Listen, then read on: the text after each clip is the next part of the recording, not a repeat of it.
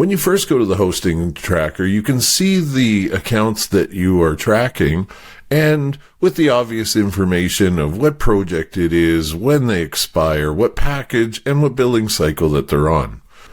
Now, when it comes time to renew, you simply have to come in and press the Create Invoice. And here you can create the invoice for their hosting. In this case, it would send an email to say that the $33 a month is due. However, we're able to change this. Let's say we want to move this client to a yearly.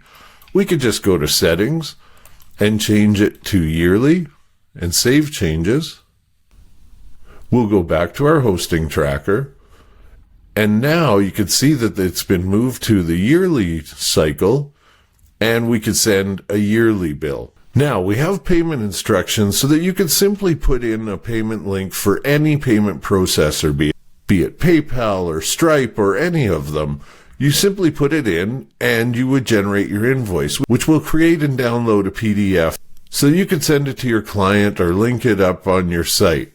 However, there's also the easier way of just sending the email invoice. You simply choose who the contact is. It'll always be the primary. And the email, which again is set in your company profile, is ready to send, and you can send the invoice. Now, once that invoice is sent and the person has paid, we can come in and create a receipt very quickly and easily just by coming in, and you can do the same. You can either download it or you can email it to them. So let's go ahead and email the receipt to say, yep, you're paid. And now the email has been sent that shows that, yes, your payment was made. And I tell you what, we'll just take a look at what got sent. So we'll just generate that. And you see that the receipt shows that it's paid in full. Now all we have to do is adjust when the hosting is due on. So we come in here and we change the hosting expires to 2027. And that's it. We'll save the changes. And now when you go back to your hosting, you'll see that they're paid until the 27th. So that's how controlling the hosting tracker works, but how do you add a new project on? Well, that's quite simple. You come into your project, you go to your project settings, and then hosting, you say, yeah, I'd like to track this hosting.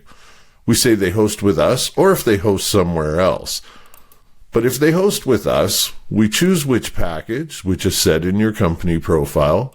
We choose the billing cycle, and we say when their hosting expires. If it starts today, it would expire today, or we give them a month, well, whatever it works.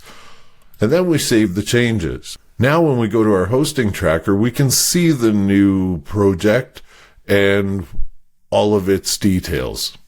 So hopefully you see how flexible our hosting tracker on Siteboards is, and I'll see you in the next video.